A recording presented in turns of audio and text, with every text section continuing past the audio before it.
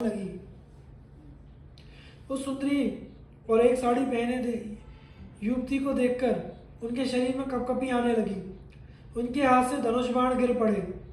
वे बड़े विवेकी और तपस्या के पक्षपाती थे,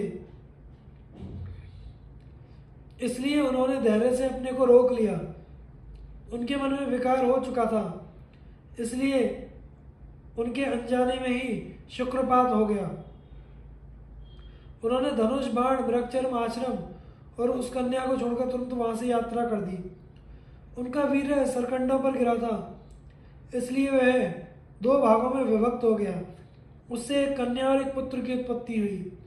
संयोगवश राजर्षि शांतनु अपने दल बल के साथ शिकार खेलते हुए वहां आ निकले। किसी सेवक की दृष्टि उधर पड़ गई। यह सोचकर कि हो रहा हो ये बालक किसी धनुर्वेद के पारदर्शी ब्राह्मण के हैं, राजर्षि ने सूचना दी। उन्होंने कृपा परवश होकर उन बालकों को उठा लिया और ये तो अपने ही बालक हैं, ऐसा सोचकर घर ले आए। उन्होंने उन बच्चों का पालन पोषण यथोचित संस्कार किया और उनके नाम कृप एवं कृपी रखे। जब शरद्वान को तपोबल से यह बात मालूम हुई तो वे भी राजर्षि शांतनु के पास आए और उन बालकों के नाम, गोत्र आदि बतलाकर चारों प्रकार के धनुर्वेदों, विविध शास्त्रों और उनके रहस्यों की शिक्षा दी। थोड़े ही दिनों में बालक कृप सभी विषयों में परमाचार्य हो गए। अब कौरव और पांडव यदुवंशी तथा अन्य राजकुमारों के साथ उनसे धनुर्वेद का अभ्यास करने लगे। भीष्म ने विचार किया कि पांडवों और कौरवों को इससे भी अधिक अस्त्र शस्त्र ज्ञान प्राप्त होना चाहिए। अब इन्हें कोई साधारण पुरुष तो शिक्षा नहीं दे सकता, इसलिए इस विद्या का कोई विशेषज्ञ ढूंढना चाहिए। यह सोचकर उन्होंने पांडवों और कौरवों को द्रोणाचार्य के हाथों में सौंप दिया। वे भीष्म के सत्कार से प्रसन्न होकर राजकुमारों को धनुर्वेद की शिक्षा देने लगे। थोड़े ही दिनों में सबके सब राजकुमार सारे शास्त्रों में प्रवीण हो गए। जन्मेजय ने पूछा, भगवान, द्रोणाचार्य का जन्म कैसे हुआ, उन्हें अस्त्र कैसे मिले और कौरवों के साथ उसका संबंध किस प्रकार हुआ? साथ ही यह भी सुनाइए कि शेष अस्त्रवेत्ता अश्वत्थामा का जन्म कैसे हुआ? वैशंपायन जी ने कहा, जन्मेजय, पहले युग में गंगाद्वार नामक स्थान पर महर्षि भारद्वाज रहा करते थे। वे बड़े व्रतशील और यशस्वी थे। एक बार वे यज्ञ कर रहे थे। उस दिन सबसे पहले वे महर्षियों को साथ लेकर गंगा स्नान करने गए। वहां उन्होंने देखा कि घृताची अप्सरा स्नान करके जल से निकल रही है। उसे देखकर उनके मन में काम वासना जाग उठी। जब उनका वीर्य स्खलित होने लगा तब उन्होंने उसे द्रोण नामक यज्ञ पात्र में रख दिया। उसी में द्रोण का जन्म हुआ। द्रोण ने सारे वेद वेदांगों का स्वाध्याय किया।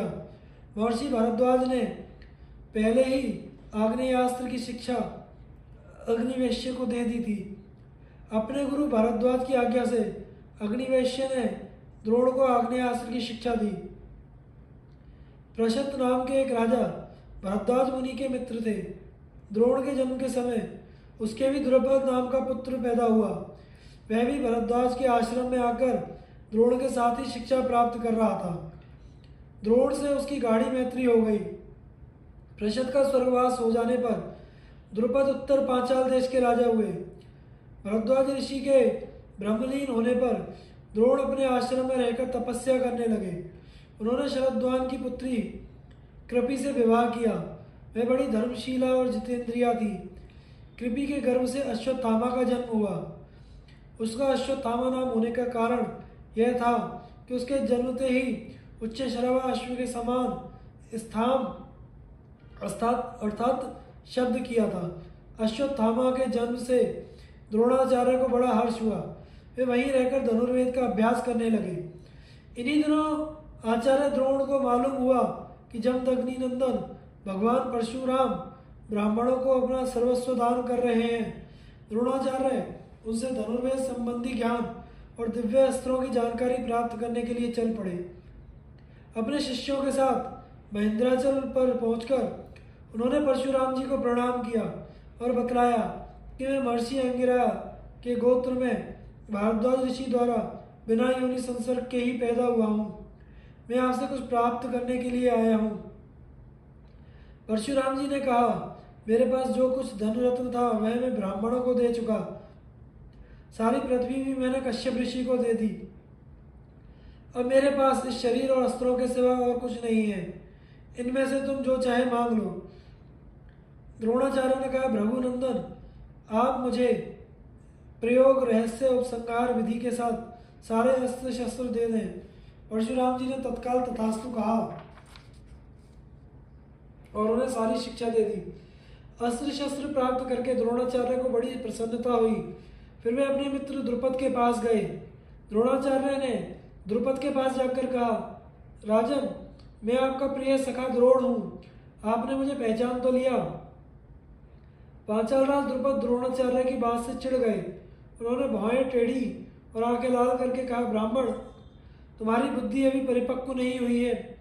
भला मुझे अपना मित्र बतलाते समय तुम्हें कुछ हिचकिचाहट नहीं मालूम होती? राजाओं की गरीबों से क्या दोस्ती?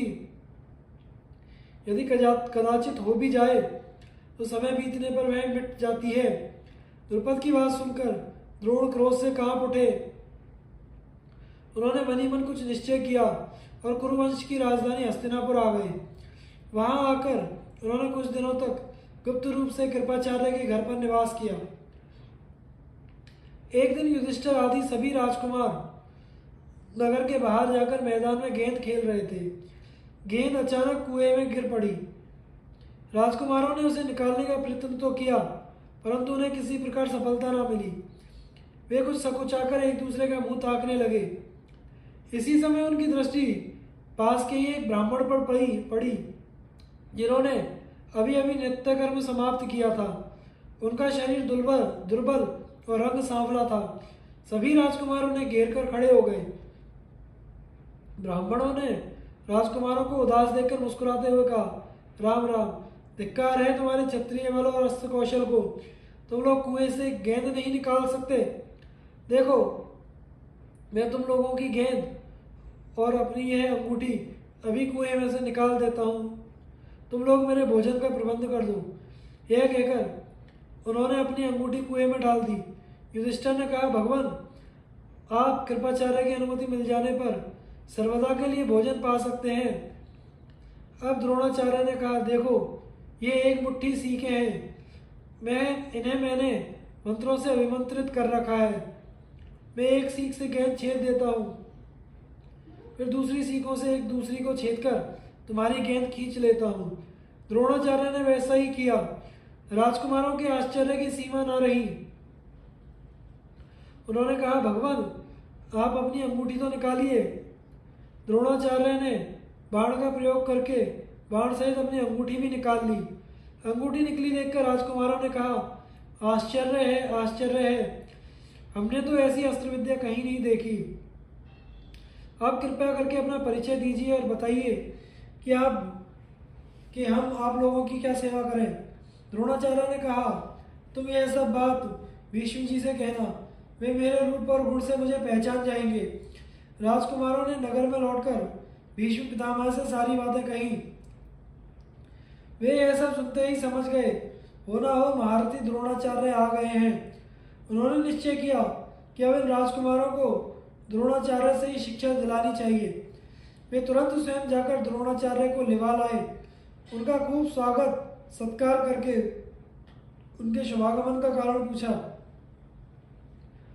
द्रोणाचार्य ने कहा, भीष्म जी, जिस समय मैं ब्रह्मचर्य का पालन करते हुए शिक्षा प्राप्त कर रहा था, उसी समय पांचाल राज के पुत्र द्रुपद भी हमारे साथ धनुर्विद्या सीख रहे थे। हम दोनों में बड़ी मित्रता थी। उस समय वे मुझे प्रसन्न करने के लिए कहा करते थे, जब मैं राजा हो जाऊंगा तो तुम मेरे साथ रहना। मैं सत्य शपथ करता हूँ, मेरा राज्य, संपत्ति और सुख सब तुम्हारे अधीन होगा।